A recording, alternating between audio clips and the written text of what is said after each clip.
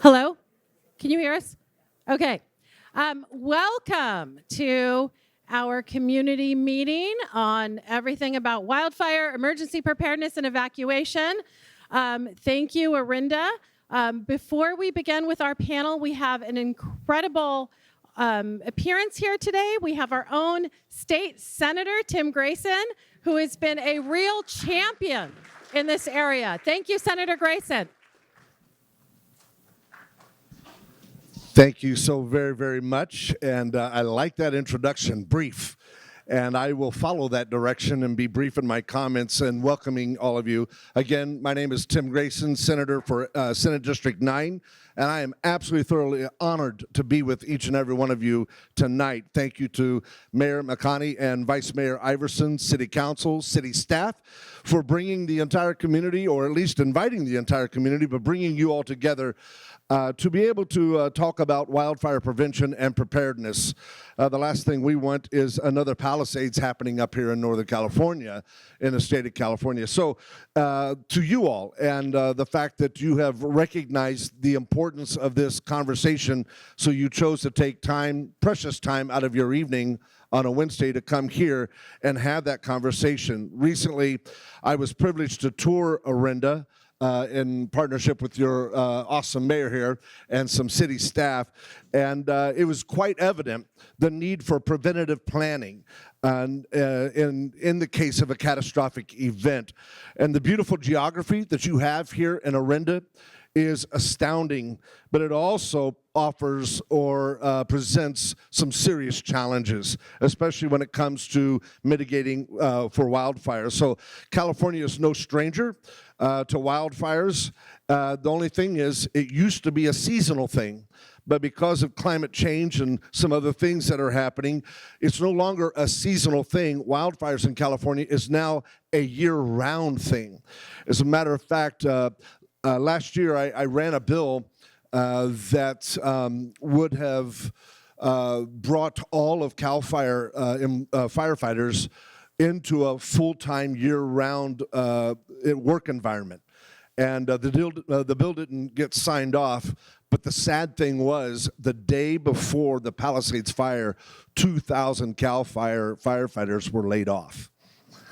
And that bill would have kept that from happening. I'll talk about that here in just one second.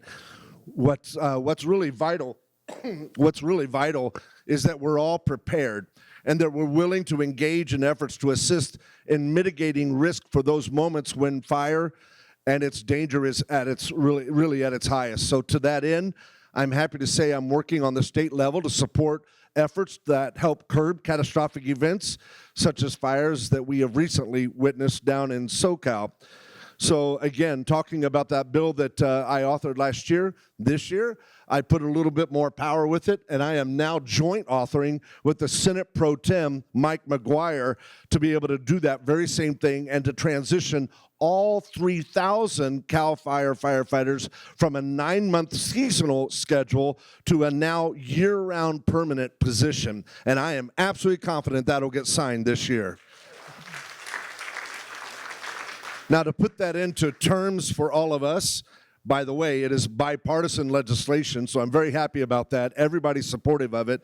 But it will fully staff 356 CAL FIRE fire engines and helitack bases 365 days a year, while ensuring that CAL FIRE wildfire vegetation management crews, known as hand crews in some agencies, can do their good work all year round, all full 12 months. So I'm proud to have authored that law that established, as a matter of fact, I've also authored something that established the California Firefighter Prevention and Research Program to examine biomarkers for carcinogenic exposure.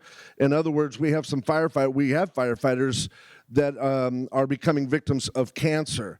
And I want to find out where and how and get the details, and let's make sure that we take care of our first responders, especially our firefighters. As a matter of fact, this program is conducting health screenings for our California firefighters who were among the first responders in the January 7th fires in LA County, specifically addressing their unique health impacts. Now more than ever, we must continue to support research like this to safeguard the health and well-being of our firefighters. So it's not just about making sure they have water in their hoses and tools in their hands. It's about making sure that when they get back to the fire station, they have a healthy life and a future, that they can continue to do the good work of protecting you and I and our communities. So I think our firefighters should get a round of applause and thanks. Thank you. And they couldn't do the job that they do without us also having in presence our public safety. So I am so happy to know that we have our public safety present today, because they're just as much a part of this program as any other agency that is out there. Thank you to our police department for Orinda, and thank you to all those that are working around us to keep us safe. I am supporting efforts to find ways to require insurance companies to take into account the work that communities such as you in Orinda are doing as wildfire prevention measures, and that they make that and keep that a part of their program to bring market insurance back into these zones once again. And I get it. I understand where you're at. It is very, very hard, an incredibly complex issue, and we'll talk about that a little bit later, because I don't want to take time from all of you, but I can tell you one thing. We are working day and night to press, to work hard, to challenge, and to collaborate to find the answers and solutions to get you all back to where you were before insurance became incredibly chaotic. So with that, know this: you have a voice in Sacramento, and Sacramento continues to pursue legislation to protect Californians against these fires. It's also important for families to know that there are steps that you can take right now to reduce their risk, and to also make sure that the emergency fire evacuation plan is in place and you're aware of it, your family's aware of it, and your friends in the community are aware of it, so that you all are prepared. Prior planning prevents poor performance. And so that's the 5 Ps. Thank you so very much for allowing me to come and introduce myself to you. My office is open all the time. All you have to do is call, reach out to us. We will be very, very responsive to you. Michael Sponsler in the back, District Director, Rachel, who's one of your community members in this La Miranda area. We are here to work for you. We're here to take your calls and to provide service for your needs. Thank you so very much. And before Senator Grayson leaves, I just want to say, you have been a real champion on these issues for us. In a absolutely genuine way, you are bringing, moving forward with ideas. You have been, you and your office, your staff has been incredibly receptive, and is even, has gone as far as to actually help us pull together and to initiate a working group, so that Senator Grayson's office is bringing together agencies, local government, our regional partners like East Bay Mud, East Bay Parks, PG&E, our fire chiefs, so that we can all come to the table and brainstorm and work together, so we can plan now before an emergency happens. And for that, we thank you so much. So thank you, Senator.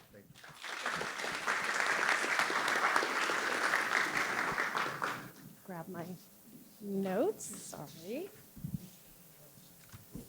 So with that, and as you might imagine, the life of a state legislature is very busy. So we were very lucky that he could come tonight, and if there's further questions, we can facilitate you making those questions. Great, okay. So welcome. My name's Lethy Kamalkani. I'm your mayor this year. Before we go any further, I want to thank the full city council. I, like you, have been here a resident, longtime resident. I've been here 21 years. Okay.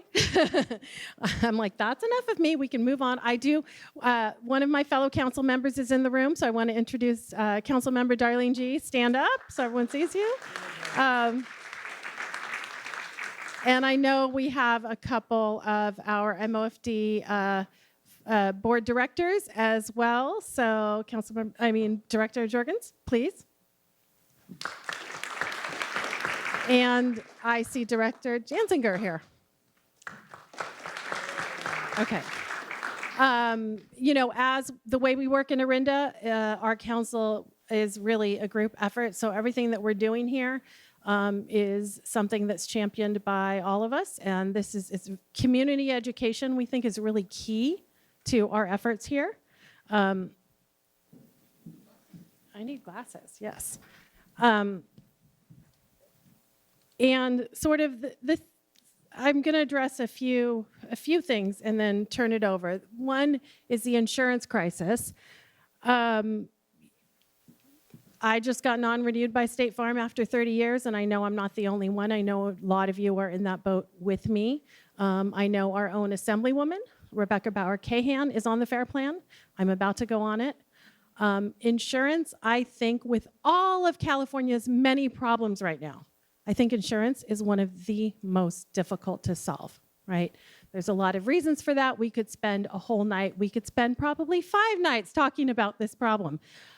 What I can tell you is, we are continuing to look for solutions in every way, shape, and form we can, right? Whether that's continuing to advocate for pilot projects with insurance providers, or advocating at the state level. Orinda, thanks in large part to Councilmember G's advocacy, is now working with a lobbyist in Sacramento. We have a lot more contact with our elected officials, as you saw, than we may have in prior years, and we are doing that because we know that some of these state issues impact us locally, right?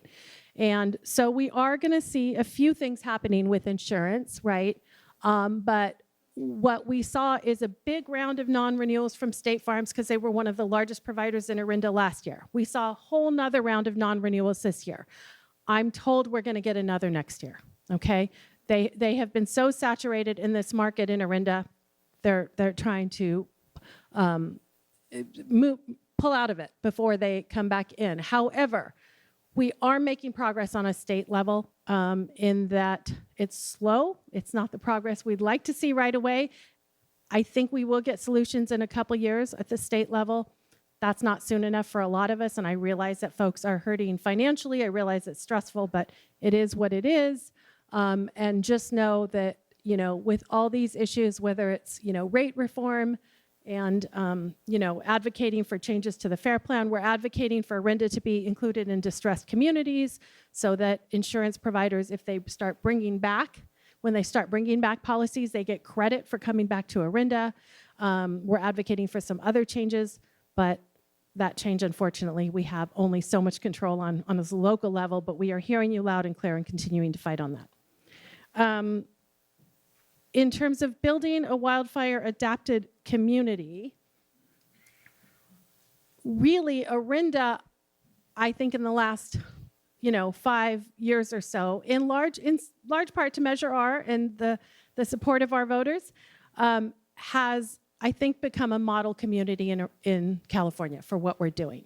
Marin, in the Marin area, has been working on building a fire-safe, resilient community for about 20 years. We've been doing it for 5, and I think we are almost catching up with them, okay? We are doing a lot more than other communities. However, it's definitely not enough, and we need to do more because we should have been working on this, all of us, and should have been acknowledging climate change and what's going on 40 years ago, right? And we haven't done that.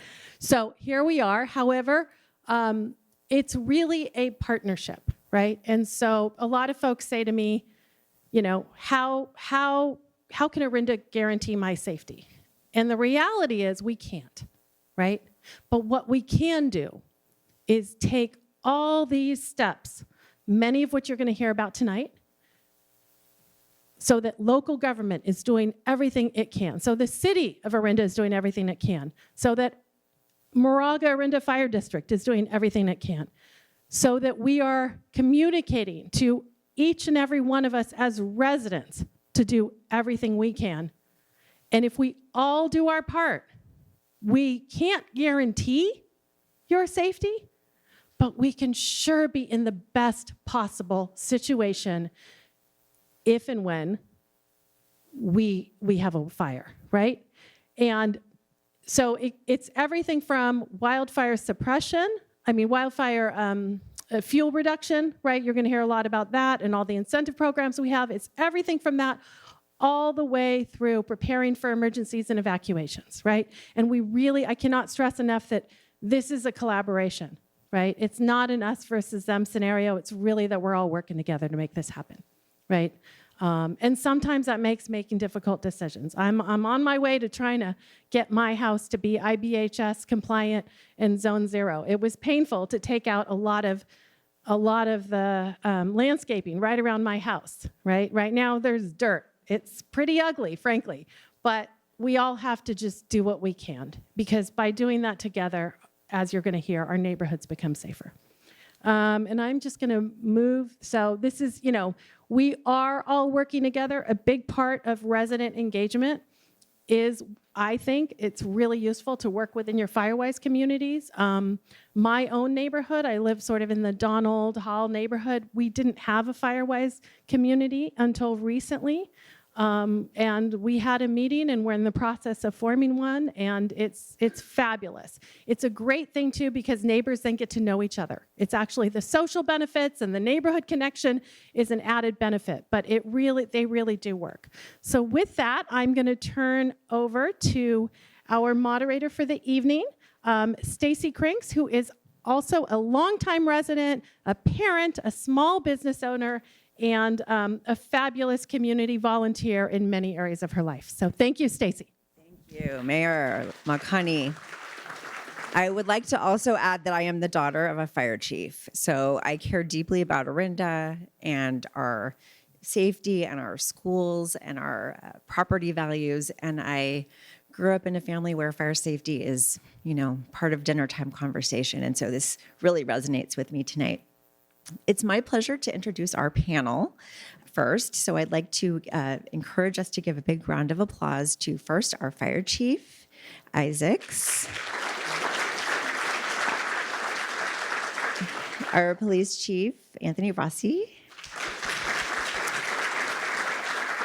our city manager, Linda Smith.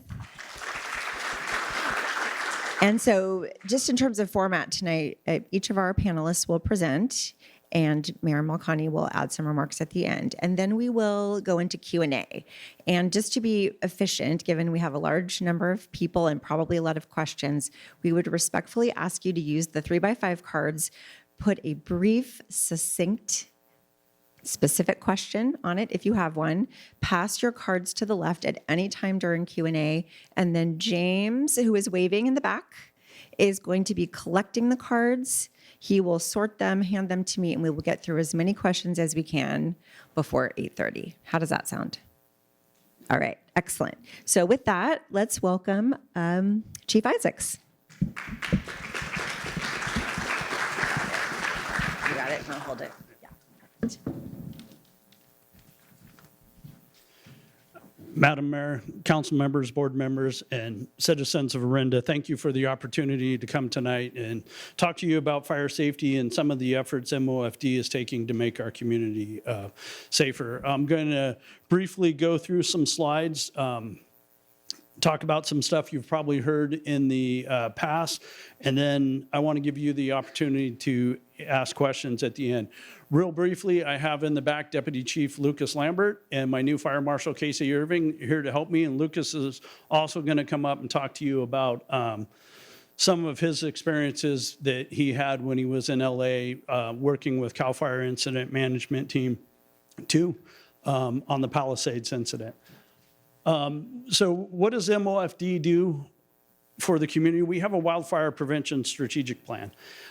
We have 7 lines of effort in that plan, external fuel break projects. So back in 2019, we completed work on the North Orinda shaded fuel break. This past March, we just completed work on the Tunnel East Bay Hills fuel break. The North Orinda shaded fuel break goes across from Lafayette to the north part of Orinda, and it's a fuel break. It's not a fire break. There's a distinct difference. A fire break is where we plan to stop a fire. A fuel break is where we plan to slow a fire down, to disrupt the fire pathways, to allow firefighters to take offensive or defensive action based on that fire break. The Tunnel East Bay Hills fuel break started at the community of Wilder, ran down behind Canyon, looped around Moraga, towards St. Mary's, and went up towards Lafayette. So what MOFD has done with those two fuel breaks is we've created a barrier, if you will, a way to slow fire down, to slow it down as it enters our community, to give firefighters a chance to get in there and take that offensive or defensive actions. The second item is internal fuels mitigation projects. That's where you folks come in handy. That's where you can help us out by doing defensible space on your property, because if you do defensible space and your neighbor does it and the next neighbor and so forth, we now have an impromptu fuel break where it helps firefighters when they come to do structured defense on your property in the event of a fire. It allows us a chance to take that action and to save your homes. The third item is wildfire pre-planning. That's where we work with our external partners. We work with law enforcement. We work with city staff. We work with town staff. We work with our neighboring agencies, Fire, Oakland Fire, Berkeley Fire. We work together, we plan, we talk out, we prepare for a major incident to see what's going to happen, and to prepare and know we have what's called trigger points. So in a major incident, we know when the fire reaches here, we're going to do X. When the fire reaches here, we're going to do the next thing. So that is what our wildfire pre-planning is. We do evacuation planning. We just did one with Chief Rossi and his staff, where the executive staff of both fire and police got together and we said, okay, here's a scenario. How do we evacuate the residents with this scenario? And we walk through every step of the way and we learn from it. We go, okay, this didn't work. What do we need to do better next time? Excuse me, building code updates. Every 3 years we update our building codes. We are in a code adoption cycle this year, and we will be presenting in probably December, January to the MOFD board our updated fire code and building code standards. We do community outreach and education, like events like tonight, where we come in, we explain what we're doing, and we take questions. And then we're always looking for early detection or notification systems. Science is growing, technology is growing, so is there anything out there that we can do better that would help us? Next slide, please. Oh, back one more. Nope, it's out of order. Okay, so here is the North Orinda Shaded Fuel Break. The arrows show fire pathways from a Diablo wind event or a north wind event. And as the fuel break, can you hit one more slide, please? You see the fuel break filling in there. That's where we got in and did that strategic fuel reduction work to slow the fire pathway down and to help protect our community and to build time into evacuations. Next slide. Here is our 2025 inspection priorities. The pink areas are our targeted inspection areas that we're going to hit June 1st. June 1st is the deadline when everybody is supposed to be compliant with MOFD Ordinance 2303 and 2308. The yellow or the orange areas there are our evacuation routes. For the previous 5 years, we had done heavy enforcement and inspections on all our evacuation routes. Last year, we took a break and we focused on some other target hazards. This year, we're back to evacuation routes. We picked the areas around Lafayette Reservoir because when we ran fuel modeling, we found that is a pathway that fire, if it gets established in that area, is going to impact our communities. And then the El Toino neighborhood is a target hazard for us. There's narrow roads. There's a lot of homes. It's an area that we haven't done inspections in before, so we're going to do inspections up there starting June 1st. Next slide, please. Okay, this is the slide for Chief Lambert, where he will walk you through what he experienced down in Southern California.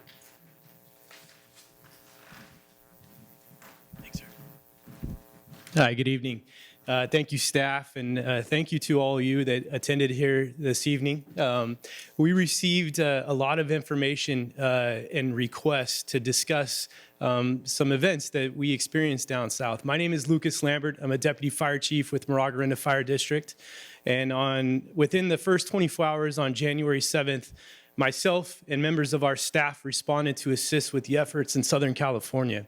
So I want to begin here with respects to the communities and the citizens that experienced these situations down in Southern California, and it took time for us to present on that behalf with everything that they had gone through. So on January 27th of this year, I responded with, on behalf of the California Incident Management Team 2 to assist with the mitigation efforts that they experienced. On this day, they were forecasted to have a red flag event day.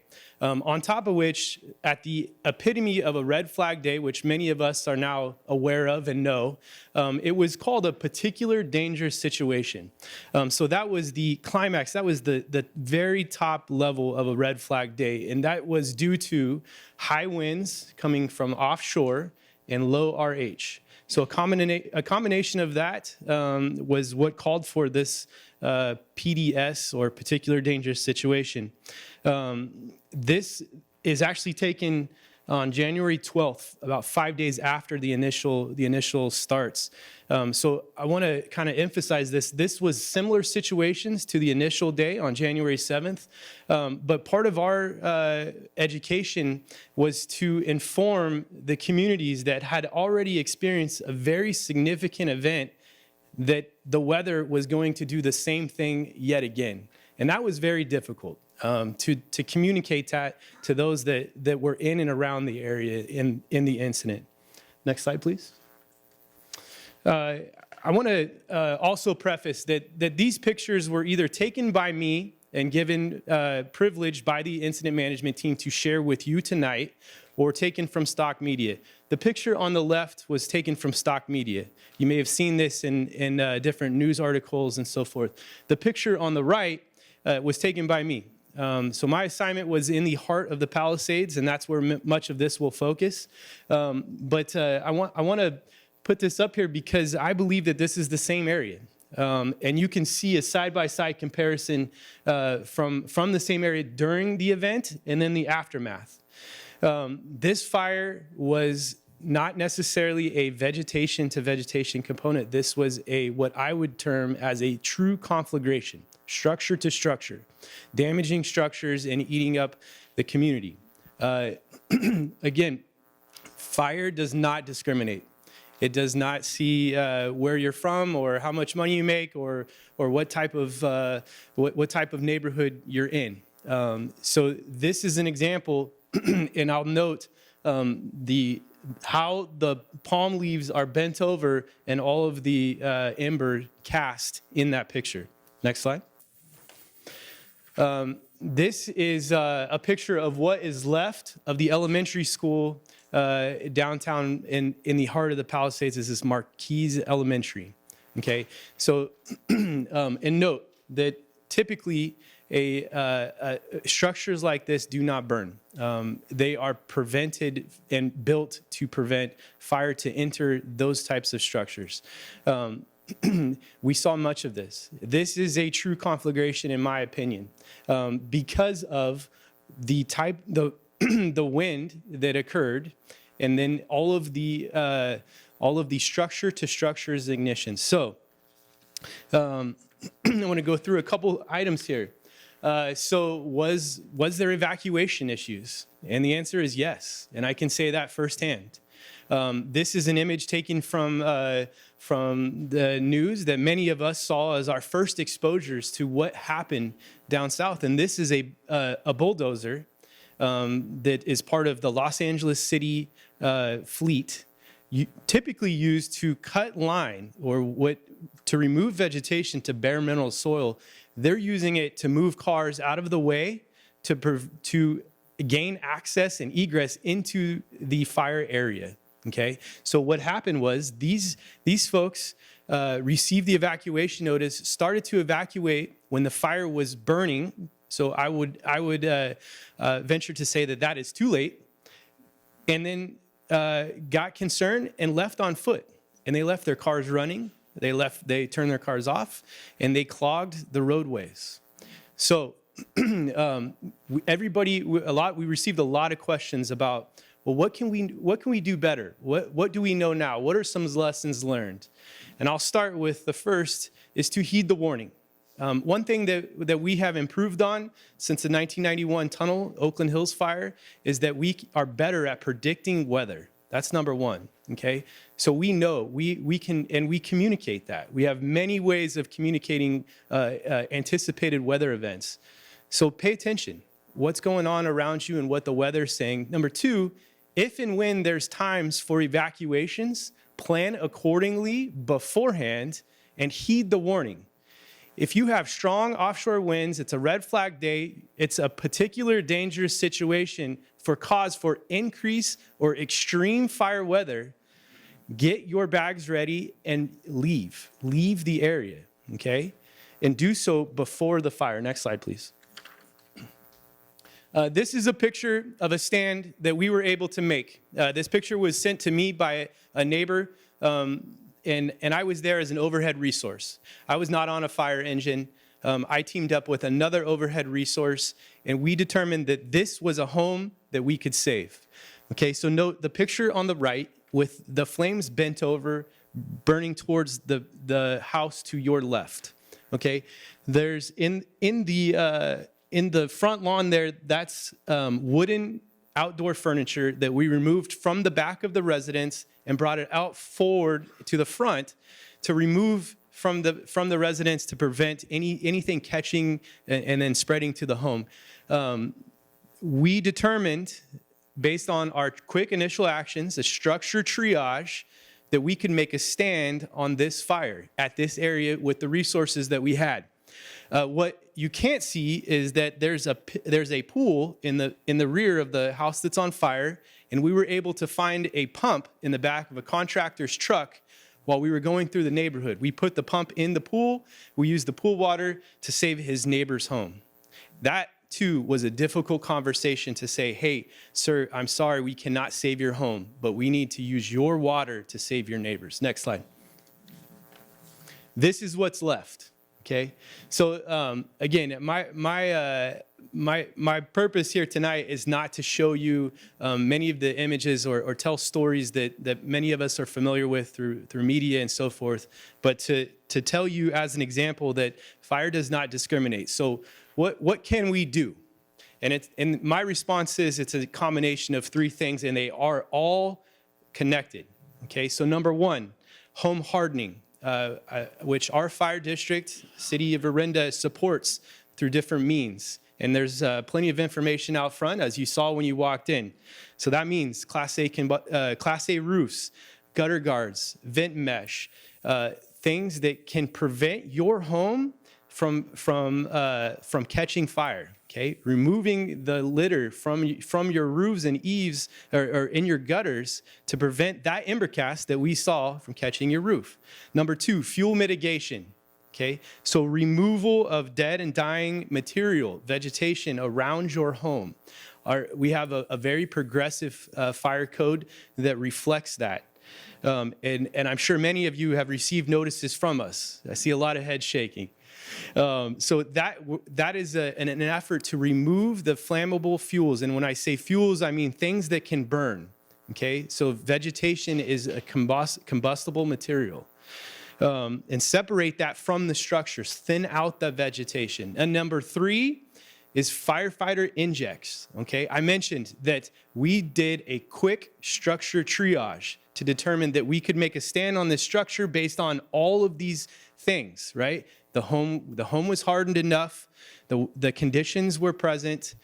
We were able to make a stand because the vegetation was removed enough from the home. And through good firefighting experience from us, my staff, Chief Isaac's staff, we were able to identify this and make a stand. Fire front following is what we call it. So again, these are a couple of my experiences. Thank you again for having us tonight. I'll turn it back to Chief Isaacs.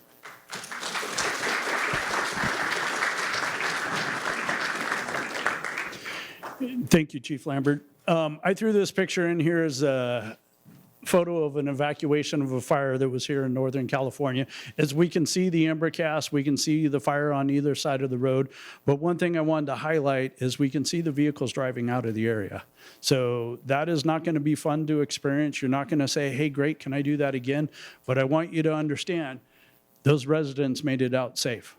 So that's why we do inspections along our evacuation routes. That's why we do defensible space inspections on your property, is if you have to evacuate in an event, that event, like I said, you're not going to want to do that. It's going to be scary, but you can make it out safe. Next slide, please.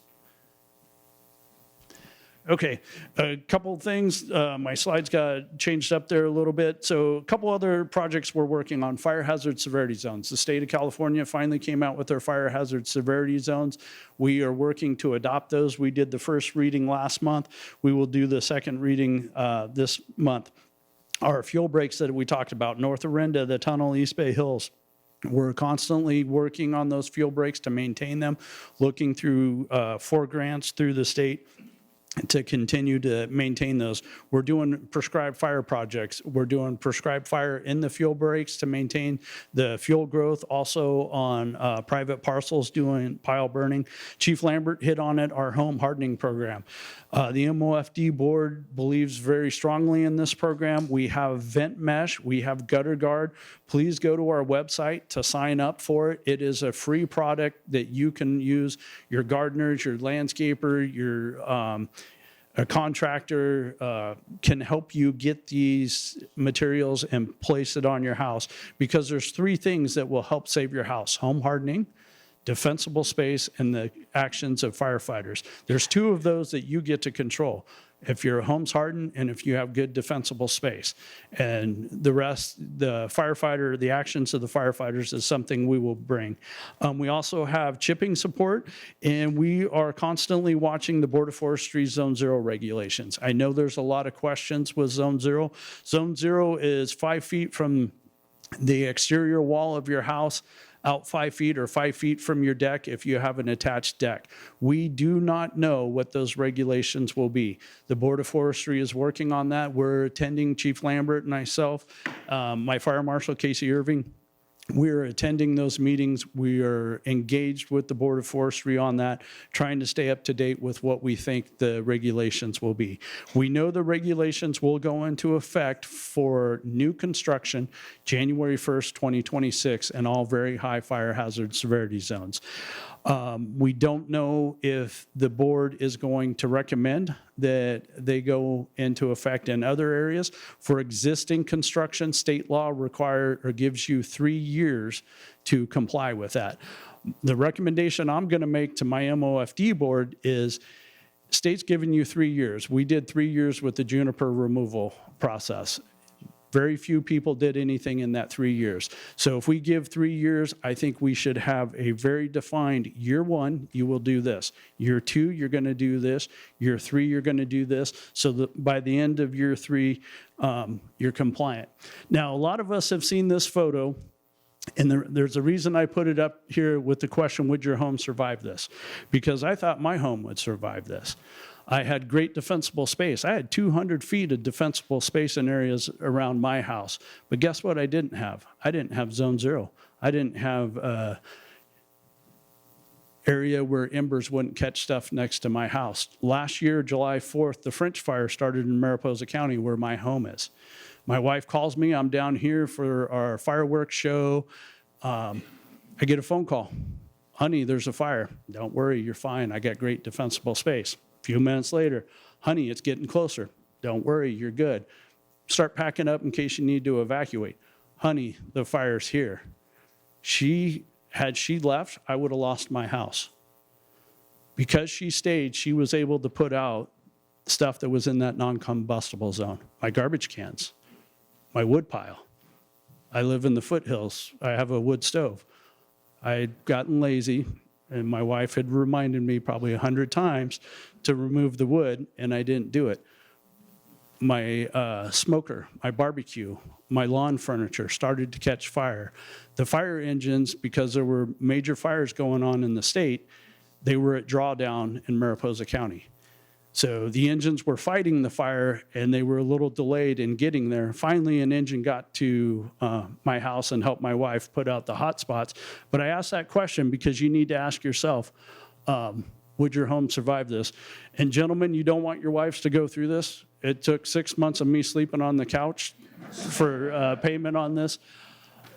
But in all seriousness, we need to ask that question. We need to be prepared for that and create good defensible space. As I said, I'm your fire chief. If you have questions, come see me. Go to our website, call the office, make an appointment. I am here for you. I work for you. Please come ask questions. I'm happy to walk you through stuff like this. I'm happy to answer your questions. I'm happy to come to your house and walk you through what you need to do. Again, thank you very much, everybody.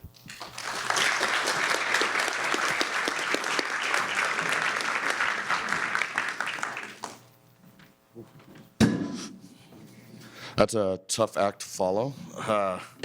Thank you, Chief Isaacs. Excuse me, I'm Chief Anthony Rossi with the Orinda Police Department, which is a contract city with the Sheriff's Office. So I'm here to talk to you about pretty much if it does go bad, and now we have to do an evacuation of your neighborhood or major parts of the city. So just to let you know that myself, I've been a cop for almost 20 years, and so fire was like the last thing I thought about. I'm more worried about keeping you guys safe, keeping your home safe, catching bad guys, taking them to jail. So now as your police chief, I got a whole new world and learning about fire. As a result of that, I've been attending courses and classes for incident commands and how to deal with mass casualty type events. So I'm learning just as much as you guys are learning today. That's not to say I'm not capable of handling this situation for you guys, but just letting you know it's a constant learning situation, and we're all learning at the same pace. We just have different ways of going about it. So with that, when we do have any kind of incident that's involving fire, catastrophic like this, where we're talking about wildfire, or even if we're talking about a residential structure, myself and Chief Isaacs and all of my officers at Orinda PD and all of the firefighters for MOFD have a great working relationship and communication.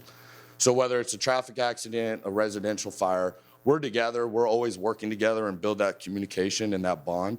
And that goes not just for those type of events, but that also goes for something large as we're talking about tonight for a wildfire. So we have what is called a unified command, where Chief Isaacs and myself would be together at a command post and basically coordinating everything, all efforts, and where our resources are gonna be going.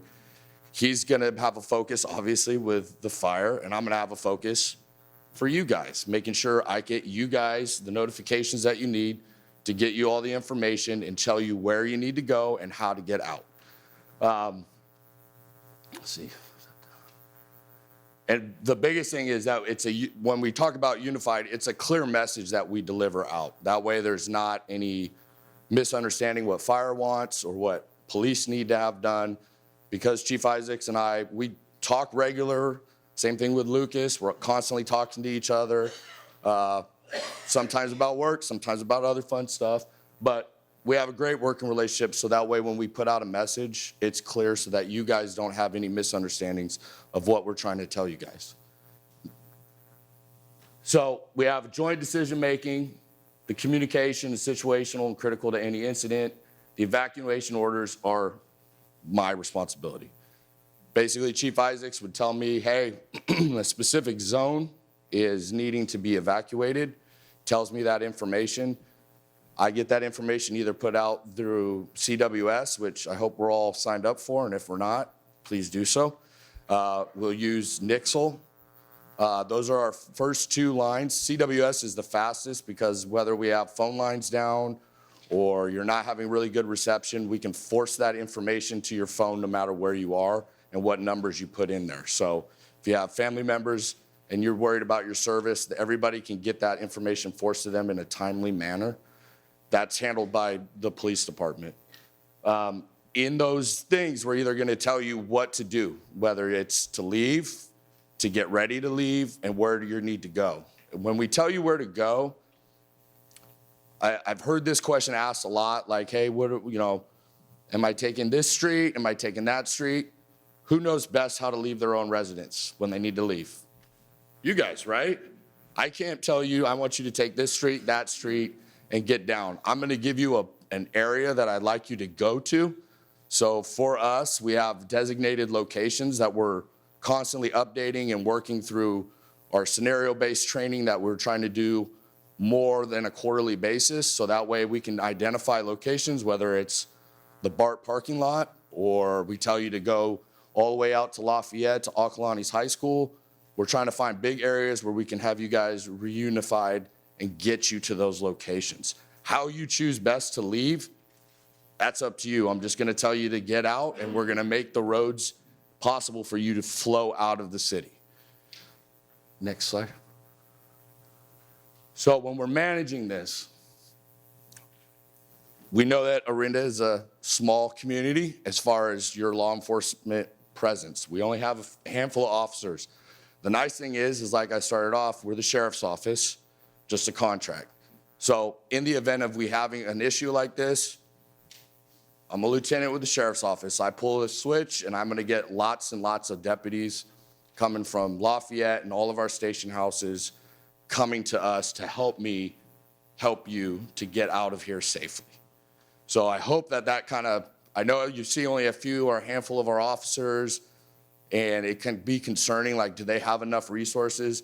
We have enough resources. I can have a lot of people here very fast to help run intersections, help guide people out, and then we still have to do house checks where we're gonna go through after we've given our evacuation. We're gonna be going door to door to door to ensure residences are cleared and we can move on.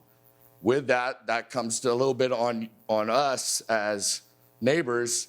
Got to know your neighbor left, right, and across the street, right? If we told the evac and you're not seeing them, probably want to go check on them. Find out if they're good to go.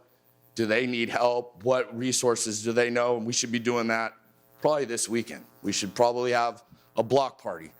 Just don't get crazy where we have to show up, but have a block party. Get to know each other, exchange phone numbers.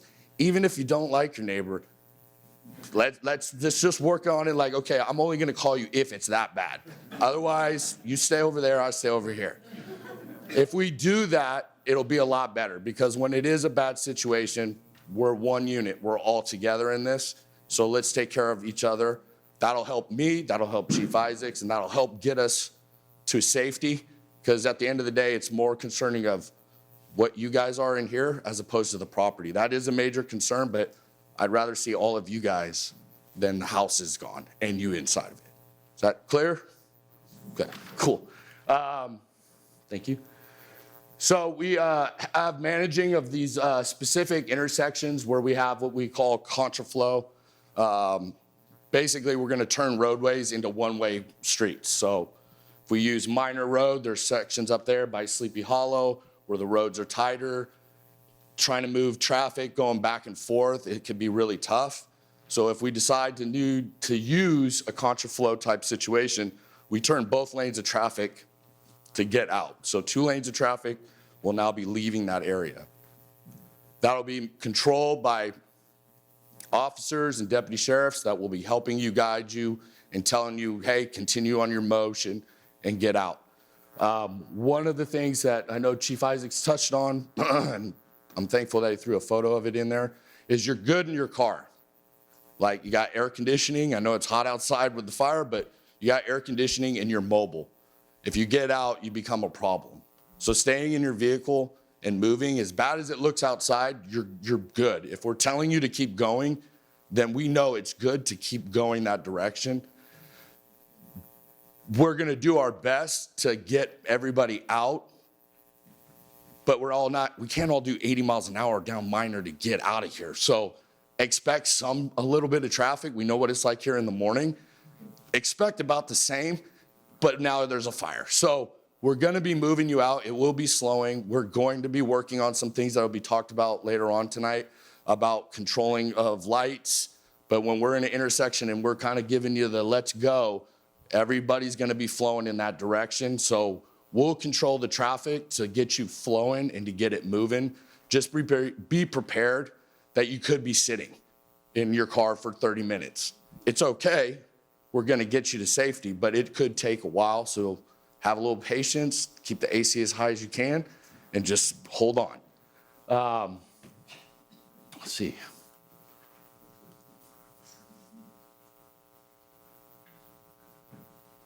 So some of these resources coming from elsewhere, like I was referring to, obviously Moraga area, Lafayette, which is another contract city for the sheriff's office. They're gonna be coming in. That's my job, is to control them and tell them where they gotta go and give them those resources. And that's why we do these trainings and these scenarios. We bring in, when we do these scenarios, it's not just Orinda Police Department and MOFD, it's also Lafayette, it's also Moraga. So we're one La Moraga area that we're working together to like mitigate this. But when we do these trainings and we're done, it's also kind of disseminated to the sheriff's office so that when these officers and deputies show up, they know where to go, and that way they can help you.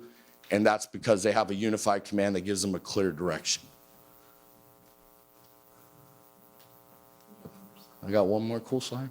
There we go, Boy Scouts.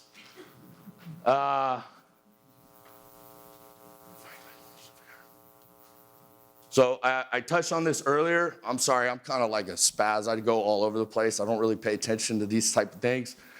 So we have the CWS, Nixle, and public address system. So that's the PA. So when they're telling you to pull to the shoulder, no, nobody? Okay. That's a joke. I'm trying. Can you just help me out here? All right. Sometimes the officers tell you to pull to the right so that way you get out of the way so when they're coming up to maybe give you a ticket or a stern warning. So those PA systems are very loud, and we'll basically be using that in addition to you receiving anything electronic. Because we know power could be going out, cell towers could be going down. So with that, we're also going to be going around, and we're going to be going out on the PA telling you to evac, head to this direction, or head to this location. For the most part, all of our things that we're going to have you do is going to get you flowing so that we can get you to Highway 24. If we can get you out to there, then where you go after that will be up to you, but we'll have reunification locations set up in the event we have to deal with those issues. Okay. I just want to reiterate just one more last thing before city manager comes up and takes the mic from me. We do have a great working relationship. I know this stuff is scary. It's hard to talk about, but I want you to understand that we work for you, and that's our main concern, and this is how much effort that we put into it, that we're in this constant communication, because that's our ultimate goal, is protect you guys and protect the community. So if you have concerns, we're both available, but we are working together, and our ultimate goal is for you. So trust that we are doing what's needed to be done. I know Chief Isaacs and I aren't really out front people and tell you everything that we're doing, but we're doing those things behind the scenes, and they're being done on a constant basis. So thank you very much.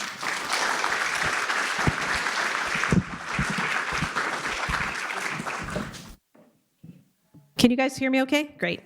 Wonderful. Good evening. I am Linda Smith. I am the city manager for the city of Orinda. I started 6 months ago, but rest assured, I'm not new to city management. I've done this in other places, and I understand the role of the city manager when it comes to managing an evacuation. Next slide. Thank you, Mayor. So the city management role is really about emergency response coordination. The role of the city manager is the emergency manager for the city. I would be the one that would be declaring the emergency. We would be the group that would establish the emergency operations center for the city and bring all the resources to the table. In addition, Unified Command, the chief, both of the chiefs would be working together on the incident itself, and I would be assembling the team that is responding to the needs for the community beyond the immediate incident. So whether it is ensuring we're getting the resources from the state or the federal government to us, that would be the role of the Emergency Operations Center under the emergency manager. In that role, we would establish different sections that would then deal with particular issues. Shelter and care, if we needed to set up shelter and care for the community in a particular location, we would do that. If we needed additional logistics support, we would get that support in the relationship of bringing public works and creating the ability to keep traffic moving. The chief would tell us where we needed to do that, and then I would deploy those resources in order for those things to occur in the community. So it is a very coordinated effort. Both the chiefs would be working with us in the Emergency Operations Center to ensure that those things happen. Next slide. Regional coordination is also key and critical, and depending on the nature of the incident and depending on the scope of the incident would depend on the amount of coordination we would need with our regional partners, including East Bay MUD, the county, and any other agencies that provide services in and around the community. But we would be looking to really participate with them, and we do on a regular basis have conversations with them specifically about this topic and ensuring that all of us are prepared to work together in the event of an emergency. I will say one of the things we are doing right now is we are updating our emergency operations plan. There's nothing wrong with it. You might ask, well, what is in that plan? It's really a guide for how we respond in the event of an emergency. And then it's not enough to just have that document and I can put it on my back shelf, but we actually have to put it to practice. And that's what we're doing now is we are getting some additional support so we can start putting that work to practice. Cities, much like other types of employers, employees come and go. And you need to constantly be working to make sure that the people who are working here in Orinda, which are a little more than 40 strong, are going to be disaster service workers to serve you in the event of an emergency. And that is my job to make sure that we have teams available and ready to do that on an ongoing basis. And then we will also be responsible for the continuing communications with the community as the disaster, if there is a wildfire in our community, we would be communicating with you on an ongoing basis, keeping you apprised when you potentially can go back into your neighborhoods, when you need to leave. We would be working with the chief and amplifying the messages that are going out to the neighborhoods and working with the news media as well. So there's a lot of responsibility that is put on the Emergency Operations Center, and we are working to strengthen the program and strengthen our training from everything from tabletop exercises to getting to simulated exercises in this community, at which point we may ask some neighborhoods to participate in those simulated exercises. So we wanted to just make sure you were aware of that and that we are working hard on your behalf. And there is not a day that goes by that I don't talk about wildfire preparedness in the city manager's office. And I talk frequently with the council members about it because they care deeply about this issue and ensuring the safety of this community. Next slide. So what are we doing here besides planning for an emergency and working towards ensuring that we can be responsive to you in the event something happens? We're trying to reduce risk for you. And we do that in a variety of ways, and we've covered off on some of these, but I just, for a show of hands, is everybody here aware of the CHIPPR program? If you have, show of hands. Okay, there are some people in the room that are not aware of it. We offer CHIPPR services to residents, so we can schedule that. MOFD is also offering CHIPPR services, and we are working now to coordinate those services from a scheduling standpoint. So you can visit our website or Google CHIPPR program in Orinda, and you will get to the page that will get you to sign up, and we will come chip and take away fuels from your property. And we are expecting to get busy here as the summer comes around. So we can, and we do it year round. So if you need services year round, we are there to provide that service to you.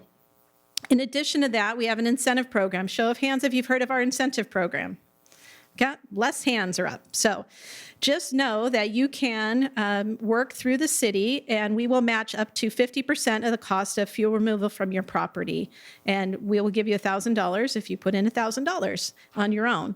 And right now we are wanting to push that money out. We are having, we're not getting a lot of traction with that program, but if you would like $1,000 to help you remove fuels from your property, we will be working with you to help you do that. Okay, so we wanted to make sure we had that program available.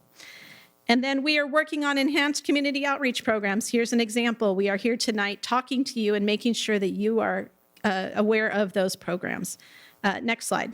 I won't spend much time on the CHIPPR program, but I just wanted to give you some facts that residents are investing their money in removal of a lot of fuel from their property. We have removed somewhere in the range of 10,000 cubic yards of material from people's property through this program. We would love to do a lot more. So please participate in the CHIPPR program. And we're finding that residents really do appreciate it. We have some satisfaction rates up on the screen. We don't need to get into that. But even those people that are using it now want to use it more, and we would encourage that. So every time you want to do something on your property and you think you have enough fuel that you would like removed, we will come take it from you. Next slide. The incentive program, again, we have $1,000. We have budgeted $400,000 for this program, and we've only given out a quarter of that money. So we have a lot of money available to provide to residents to help you reduce your fuels on your property, and we'd like you to take advantage of that. And as the Chief Isaacs had mentioned earlier, home hardening incentives, we are constantly amplifying and helping to promote that program, and we hope that you do take advantage of that. Next slide. There's a lot of community outreach going on. We are going to remind you later this evening that there is a wildfire prevention fair happening on May 17th. We will also remind you about the open house for MOFD and Orinda. They are also there to answer your questions. We try to get out and be at the farmers markets. If you want to talk to staff about some of these programs, we will be there for that. And we're pushing a lot more out on our social media platforms. If you're not following us on social media, please do, for two reasons. One is to get information, but two, in the event of an emergency, we will try to use social media as well to reach you. A lot of people think, oh, we have everyone's email addresses in this community. We don't have that. We try. We need you to opt in to communications with the city so that we can push out communications to you. So we have weekly, we have something called the Orinda Outlook, which is an email blast that I send out from my office. And it has lots of useful information in that. Please sign up if you haven't. We have lots of residents who are signed up for that, but we would always like to have more. And then we're very active on Nextdoor. This community in particular has a ton of its community members on Nextdoor. So that is an excellent platform for the city to use in order to reach you as well. And of course, if there was an emergency, we would be using the emergency alert systems to reach you. And right now we are working on a website called orindaready.com. And we're working in partnership with MOFD in order to put this together. And the reason why we're doing this is, if you're a resident, where do you go for the information that you're looking for? And right now, you have to go to my page, under government, look for disaster preparedness, click on a couple other links to find the information you're looking for. Similarly, if you're going to the MOFD page, you have to scroll down, maybe past the first half of the page, and then you find some information. We are going to take all of that important information that the community needs, and we're going to put it on one website platform, and it's going to be called orindaready.com, and hopefully by the fall it will be ready, and we will be making that available and pushing out information. So that'll be your source of information of what to do in the event of an emergency, information about the insurance crisis, and all the other things that are very germane to this topic. So I am completed my piece of it. I'm going to turn it back over to the mayor, and she's just going to focus on a couple of things that the community can be aware of and actions for everybody to take, which I think we will be reiterating some things we've already heard. Mayor? Thank you.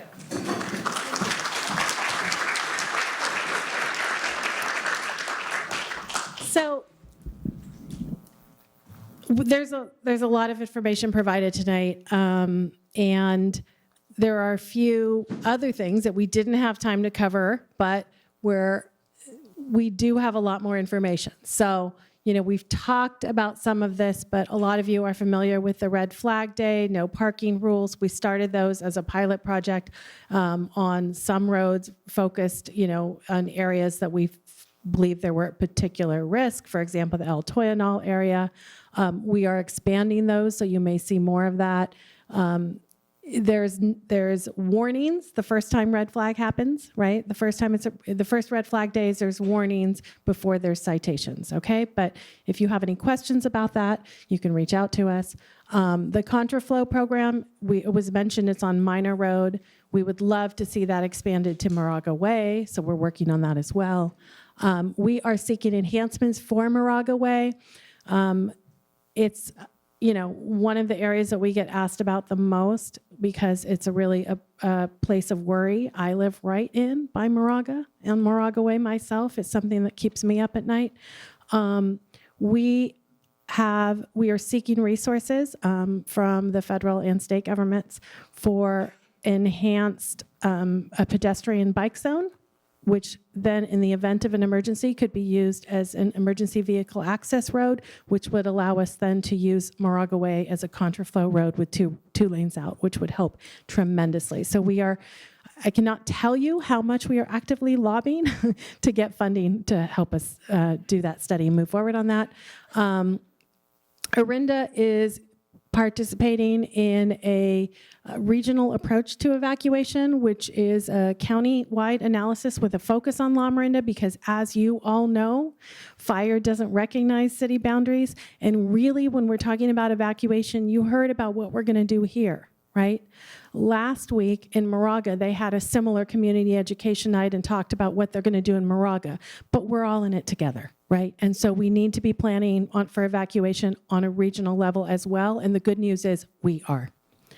The emergency warning system increased participation. Orinda, I got to applaud you. How many of you are signed up for community warning system CWS? Raise your hand. Okay, that is tremendous. By this weekend, I want every single person in this room and 5 other people you know to be signed up. And guess what?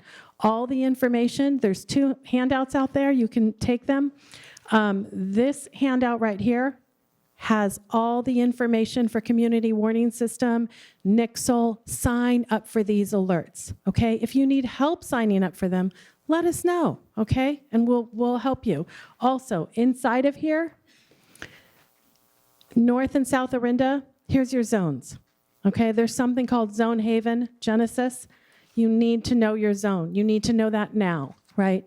You need to subscribe to the social media for the city so that we can issue warnings, because we're going to be pushing out information every way possible through that command center that our city manager talked about in an emergency. So if you are signed up on various ways, if we can reach you in all these different ways, then our police have to spend less time convincing people to come out of their house, right? And you will hear and you will get the notification and you will leave right away. Promoting go bags, we're going to be doing that. And we are also going to be working with our schools to do parent education nights in the fall and more community education. So you're going to see a lot more of that. Another thing we're doing, this just relates to evacuation, so we're putting it up there. We've been working for several years in Orinda on a smart signals program. This is something that our congressman fought for and got funds for La Miranda and Walnut Creek. And what this allows us to do is it's electronically monitored signals. So our traffic signals can be monitored very quickly from one command center. And so we're going to be installing this, and it's going to allow us to really control the flow of traffic and evacuation in a more efficient way and in a way that keeps our needed emergency preparedness personnel off the streets and where they need to be. And then, so I'm not going to go through all of this other than to say, get ready, right? Go get, and this is not about perfection, but it's about just constantly doing something more and more and more to get ready, right? Vegetation removal, my own experience, I started in 2018. I had 10 Monterey pines, 2 eucalyptus. The eucalyptus were really beautiful. They're all gone, okay? They were gone by 2020. Then the rosemary that surrounded my house got taken out, right? But not all the rest of it, right? I'm still working on it, okay? Everything I know, I'm still working on it. But every year we do a little more. This stuff is expensive. It's hard. It's emotional sometimes. We got to do it.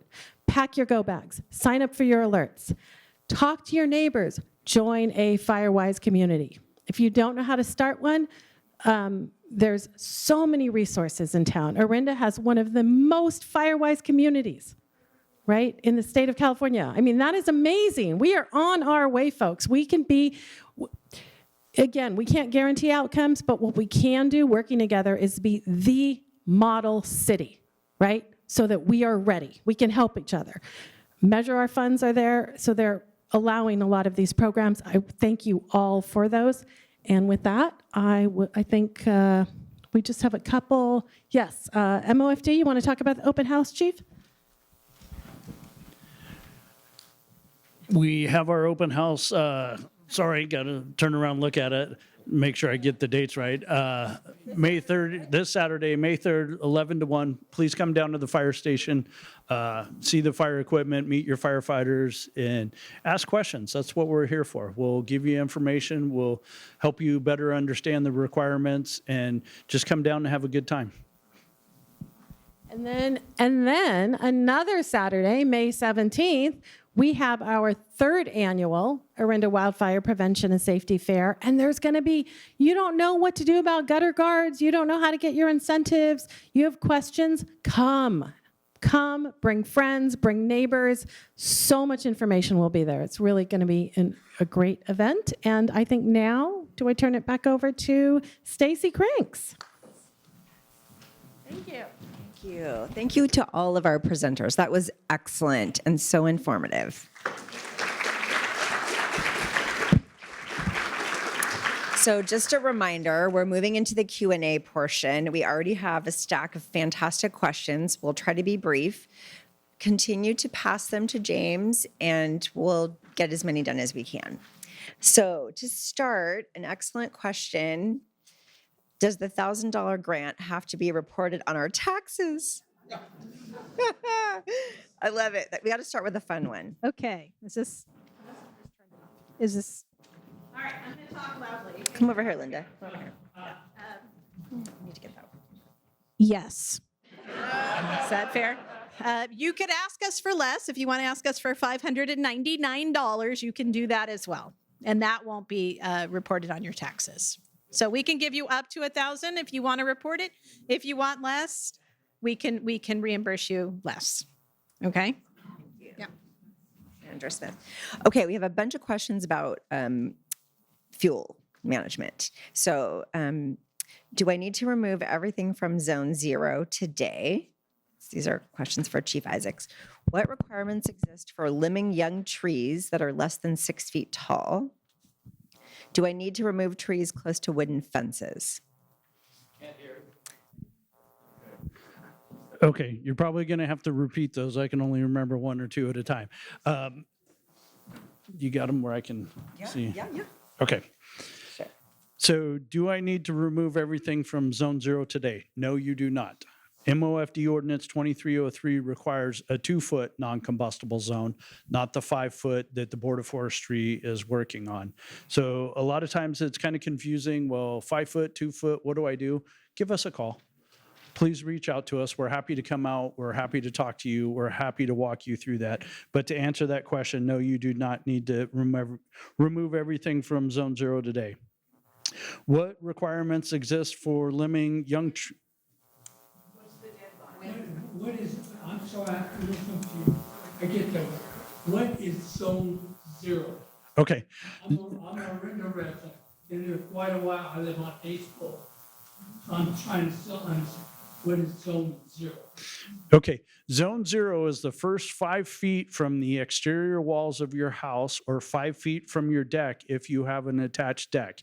In that zone, in that 5 feet, the state of California has said if you are in a very high fire hazard severity zone, you have to have a non-combustible Zone 0. That means no combustible material within that 5-foot zone. So what does that mean? I don't know. The Board of Forestry is right now writing the regulations, and that's what I talked about. That myself and Fire Marshal, we're attending those meetings. We know there's going to be no combustible ground cover. We believe trees will be allowed in Zone 0, which is a change. At first, the Board of Forestry said, hey, you're removing all trees. And they caught so much flack from the citizens that they're allowing you to have trees. Irrigated green grass can be in zone 0. Will they allow succulent plants low growing to the ground? I don't believe so, but we have to wait until the Board of Forestry regulations come out. We should know more on what those regulations will be later this summer, because the board has to send them to the Office of Administrative Law. There's a 45, 60-day process. So we will know before the January 1 implementation date what those regulations are going to be. And then I, with my staff, we are going to get it out. We're going to get it out to city staff. We're going to get that information out to the town staff. If you're signed up for the MOFD alerts, you're going to get that information. Thank you. The young trees, limbing up young trees. A mature tree has to be limbed 6 feet. If it's a smaller tree, we don't want it to look like a Dr. Seuss tree, so we say 1/3 of the height of the tree. If you have questions on that, again, please call us. My staff's happy to come out and answer those questions. Another tree win for you. And we're just loading them up right now. Yeah, can you address fire threat from oak trees versus the benefits to the environment? I do not believe, and I don't think science has shown that our oak trees are a threat. Will oak trees burn? Yeah, anything's going to burn. But as long as you have your oak tree maintained, limbed up, there's no ladder fuel, there's no way for the ground component of fire to climb into the oak tree, your oak tree is fine. Now, with that being said, your insurance company may come out and say, hey, we don't want oak trees next to your house. Understand that's your insurance company. That's not MOFD. Can you have an oak tree right next to your house with the rules and regulations today? Yes, you can. It just needs to be limbed up 6 feet. If it overhangs the roof, it has to be 6 feet of separation from any portion of your roof to a branch of the tree. Is that it? Okay, yes. Okay. Chief Isaacs is out of the hot seat, and we're moving on to Chief Rossi now. We have a bunch of evacuation related questions. The first question is about Moraga Way specifically, and the second is preschools, and I would say schools in general. Okay. Thank you. All right. So Moraga Way, I'm assuming that question would be as far as contraflow and how we're going to handle that? Yes. Right now, it's not set up for contraflow. We know that that's a narrow roadway. The mayor spoke about it. We're looking at getting funding for that to do an expansion lane, basically for bicycles, which would be wide enough to allow the fire trucks and law enforcement vehicles to use it. Once that's there, then Moraga Way would turn into a contraflow so that both lanes could be used to exit. So I hope that makes sense. Right now, it's not set up that way. I'm seeing shaking heads no. So talk to me. Let's talk. Right. And you can't get out on the road now. Correct. How can we do it during an evacuation? So in an evacuation, remember, you can't do it now because of what? Everybody's going by, right? I know my son goes to Delray. So I got to go through town every morning and fight with all of you back to just come to work. So yeah, Moraga Way is bad. In the event of this, that road is not going to be flowing that way. It's going to be slow, and we're going to have to be using my officers and the sheriff's office to start helping controlling out and getting people out onto that roadway. So I hear exactly what you're saying, because I see it, people nosing out, and then thankfully a lot of us that are commuting there, hey, let a couple guys in and we continue on. We're going to have to be neighborly in that, but traffic will not be flowing at 35. It'll be 5, maybe 10 miles an hour, but it will be moving constantly. So I hope that kind of helps. I'll do my best. I'll get out there and start yelling at people if you need me to. Now schools. So the schools. I've worked with the superintendent to look at their safety plans. I know that's a major concern. How we're going to deal with the schools and how we're going to deal with evacuation. So some things that we're working on, I'm like, okay, cool. Just make sure I don't say something I'm not supposed to yet. Right now we're actively working with the bus company and also looking at county connection buses as well that on our red flag warning days, the school buses and County Connection, either or, we haven't ironed that out yet, but the school buses of some sort will stay in town. So in the event that we have a fire and we need to move and we need to evacuate, the buses are gonna go there. And let me back this up. If there's something at one of the schools, Chief Isaacs and I, that's first responsibility. We're going there. So we're gonna make sure that kids are safe, the staff are safe. That's where we're going first. All resources, everything that he and I can put together is going there first. We're gonna do everything we can, and that's why we want the buses in town, and we're not waiting 35 minutes, 45 minutes for them to show up. They're gonna be in town. They're gonna have a radio that is supplied by the police by the police department. They're gonna get training, so that way when I call for them, they know, okay, I gotta go to Glorietta, or I gotta go to Sleepy Hollow, or I gotta go to Delray. They're gonna have that radio comms so that they're gonna say we're on our way. Both Chief Isaacs and I are already gonna be setting all of our resources there to ensure that the kids are safe and the staff is safe, and we can evac them out of that area. And then we can go back to mitigating. He can do the firefighting aspect, and I can start doing the evacuation. Is that?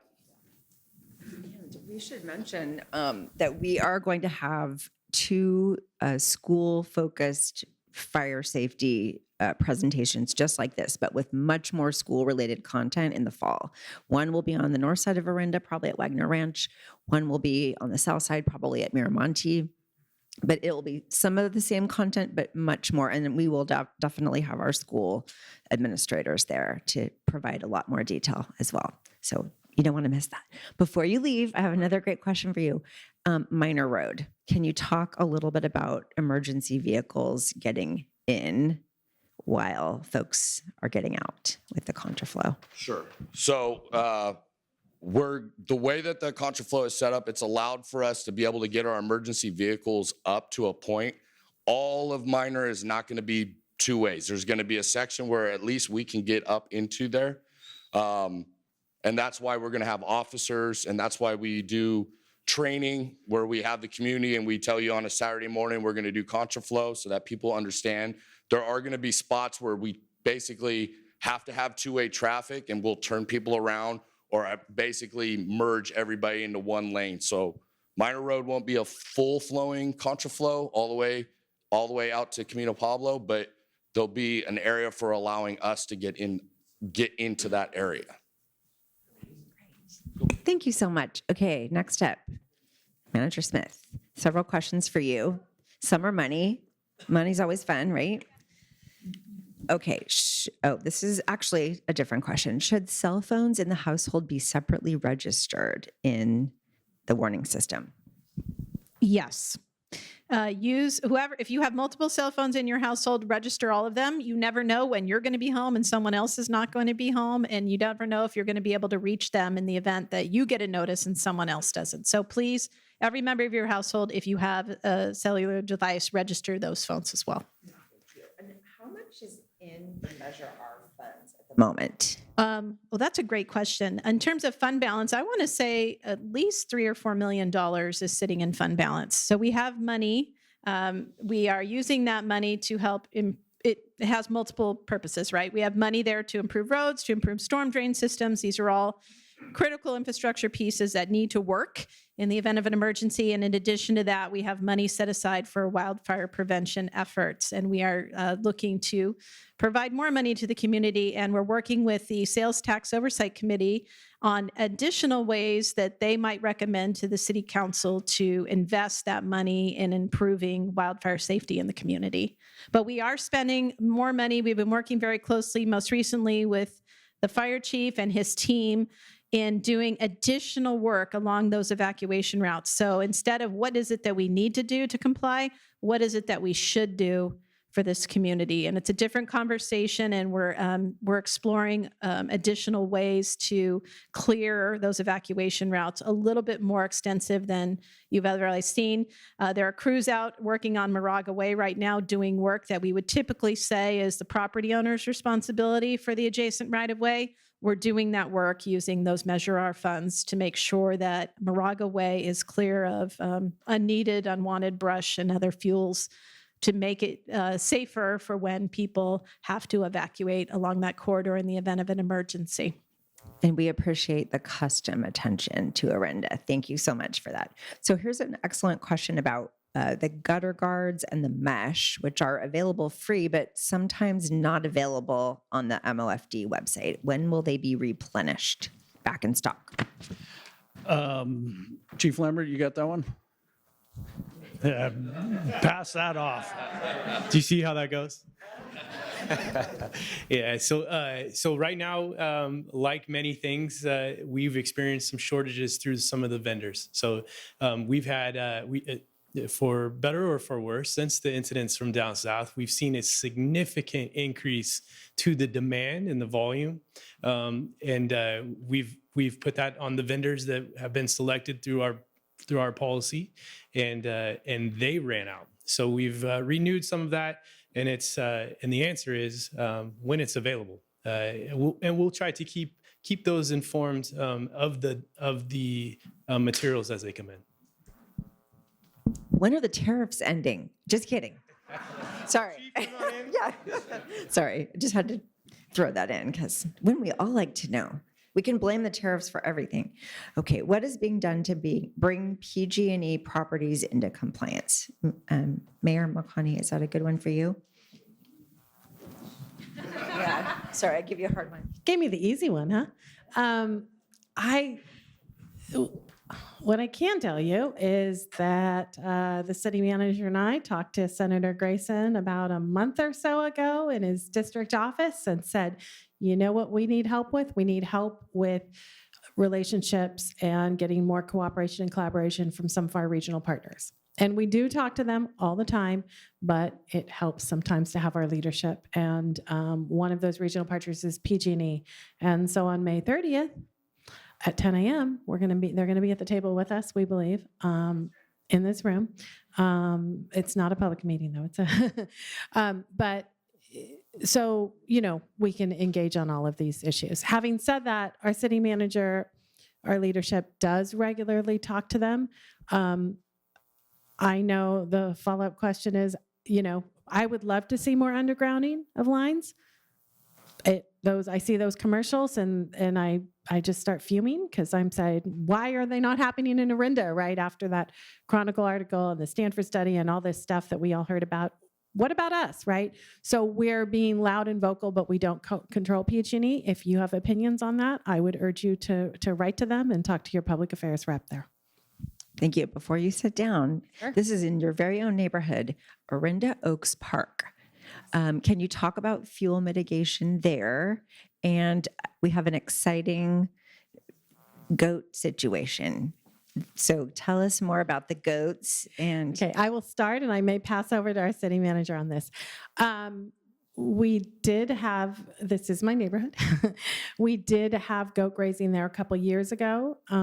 It's a unique situation because grazing is obviously goat grazing, and they're super cute too, which is an added bonus over there, but it's much more expensive than manually clearing the area, which we have done. I believe that what we've done there is up to code, and I'm turning it over to our city manager because I think she probably knows the latest on this. Thank you. So Orinda Oaks Park, we work closely with MOFD on the fuel mitigation efforts that go on out there. We do that on a regular basis. Chief and I actually talked about it before this meeting tonight because we knew Orinda Oaks would come up. And rest assured that the work that's being done out there is not just compliant, it's best practice. You don't have to bring everything down to the ground in terms of vegetation in order to manage vegetation. And so the efforts that we're taking out in Orinda Oaks are consistent with coordination with MOFD and ensuring that it is meeting the standards to ensure that fire doesn't move into neighborhoods to the extent we can avoid it. Chief, I might be speaking out of turn. I don't know if you want to address. There was a question about the 100-foot fire break around. So the Oaks current Park. MOFD requirement for Orinda Oaks or any parcel greater than an acre in size is a 100-foot fuel break around the perimeter of a parcel. And that 100-foot fuel break, when it abuts or adjoins developed parcels, your homes, your defensible space with 100 feet of defensible space or fuel break by the city staff, now we have a pretty deep fuel break way for us to take offensive or that defensive action. That's the only thing the fire code requires is the 100-foot fuel break. We are not going to stop a fire mid-slope. We don't stop fires mid-slope. We stop fires at the ridge lines or down at the base of the hill. So if we do that fuel mitigation work up top or down below, it's going to slow that fire and prevent it from moving into the homes. So that's where we want to see that fuel reduction work. And working with the city manager has been wonderful. We're looking at that. Are there areas where we don't need 100 feet? Are there areas we need 200 feet? Those are the conversations we're having. So Thank you so much. Before you sit down, got a couple more. Is a solid fence better or one that has slats? Do you have recommended fencing? It depends where the fence is located on your property. Getting back to the Zone 0 discussion, we know any fence, wooden fence, combustible material fence that touches your home within that 5-foot zone in Zone 0 is going to have to be non-combustible. So if you have a fence that is running parallel to your house in Zone 0, you don't have to change it. It's when it runs perpendicular and it touches your house. So if you have a wooden fence that's outside of Zone 0, or maybe it's at 3 or 4 feet, and if it's made of combustible material, right now there's no regulation against it. If you're going to replace it, I would suggest replacing it with a non-combustible material. But if it's there, keep it there. Worry about that portion of your fence that touches your home.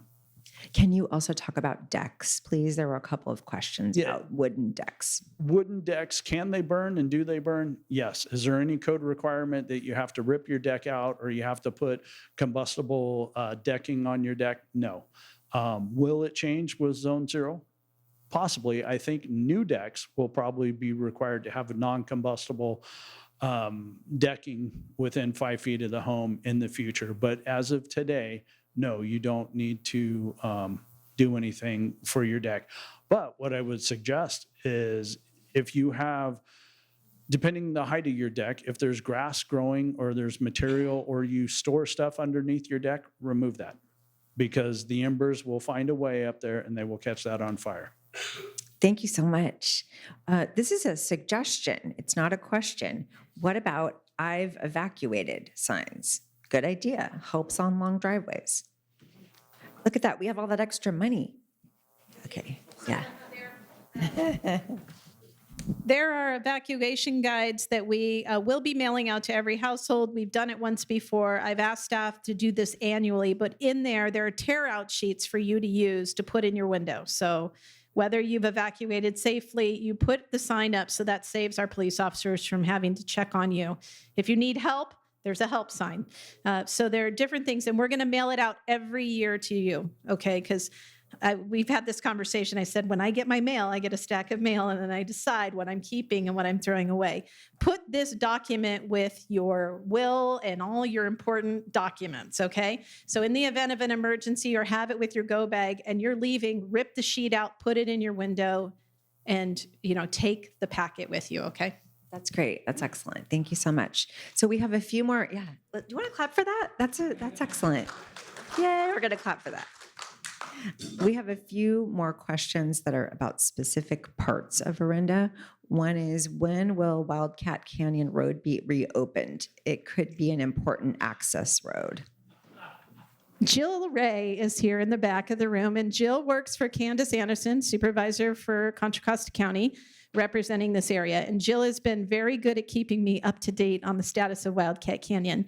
And I believe the most recent one was this week, and that they are preparing the documents to go out to bid for the improvement work, which if the documents are going out to bid, it typically takes a couple of months. They went out last week. Okay, so the bid documents went out, which means they're soliciting bids for the improvement work, which means that it's moving forward. And bid time frames typically are July. All right, so construction, you might see some construction starting in July. You can so ask, much. and Jill's got her fingers crossed that the bids come in, right, on budget, and we've got responsive bidders to the work that the county has receives when they put that out. But rest assured, it's moving forward, and hopefully you'll see some activity this summer.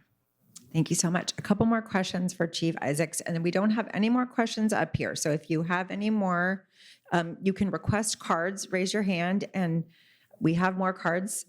We are running close to time. Maybe we're a tad over. If you need to get up, please be excused, and thank you for coming. But we'll keep going, and we're going to take question only on cards, please. Thank you for your understanding. Just raise your hand, and James will bring you a card. Thank you, James. Okay, so Chief, a couple questions. Can you please discuss how small lots in riparian areas should address ordinance requirements for fire?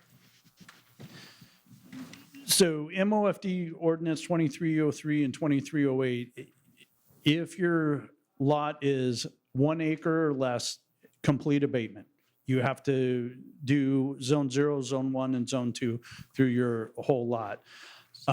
If you have a riparian area on your lot, you have a creek, the California Fish and Game or Fish and Wildlife, they retain control over that area. I work very closely with their biologists. So if you have questions, contact us. We will put you in contact with their biologists, and they will tell you what is allowed to happen in the riparian areas and what is not allowed to happen. So if you get a notice from us and we say you have 30 days and Fish and Wildlife says, hey, I can't be out there for 45 days, guess what? We're going to grant you an extension. And Fish and Wildlife has asked, and I guaranteed them and committed to them that we will grant extensions to allow their biologists to come out to you and answer those questions.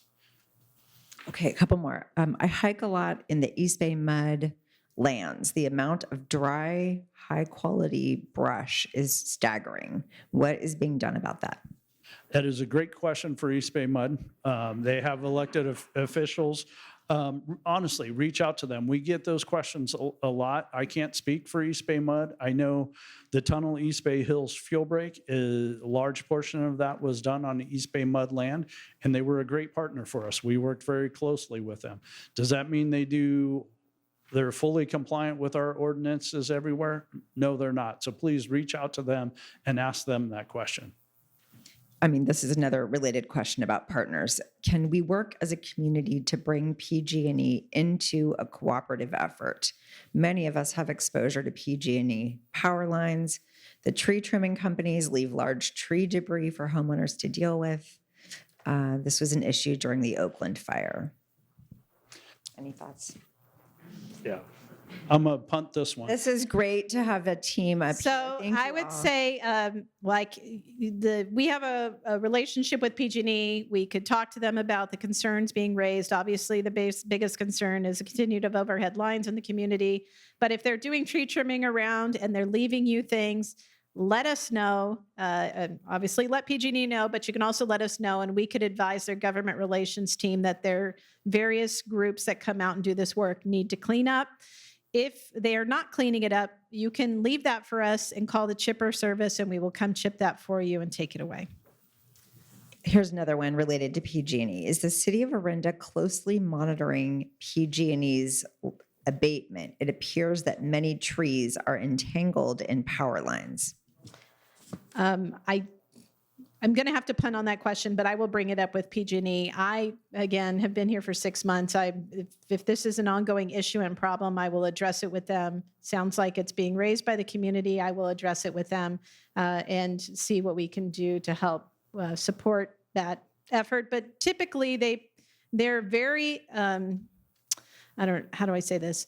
they're becoming more vigilant about the tree interaction with the poles. And so they're doing a lot more, putting a lot more effort forward, working in the communities, and sometimes not working directly with the city, but just taking care of certain things, maybe the way we wouldn't want it, but it is something that they're putting more focus and attention on. But we can talk a little bit more with PG&E. I have an upcoming call with them in the next week. And here's one more kind of related to roads. Will Upper East Toyonal ever be reopened to Wildcat Canyon Road? I don't know that, but I will get back to whoever asked that question. If they want to come find me, I will get that answer for you. I'll be here. I'll stick around. So if you have specific questions for me afterwards. We are going to have probably more questions than we'll be able to answer tonight. And you might have a ton in your head. Please send them to the city. And it sounds like there's going to be, a Q&A, some answers, FAQs. Also, I'm sensing some kind of newsletter article on which specific plants are fire safe. There were several questions about that. I don't know if we want to get into that level of detail. So the city put out a fire savvy plant guide, and we have hard copies, which are limited in nature, but we also have it on our website. So if you want to take a look at what we believe are fire savvy plants for your landscape, we have a list of those types of plants. We work closely with members of the Garden Club to help put that together. So we're very appreciative of their efforts. At the library. And it's at the library as well, if you want to see a copy of it there. Okay. We have so many great questions. I would say just keep leaving if you have to leave. Thank you for coming, those of you that do have to leave. We'll just keep answering a few more. Look at this lovely stack of questions. Let's see. Here's a good one. How do we become a FireWise community? Oh, how do we? Do you want to take that one?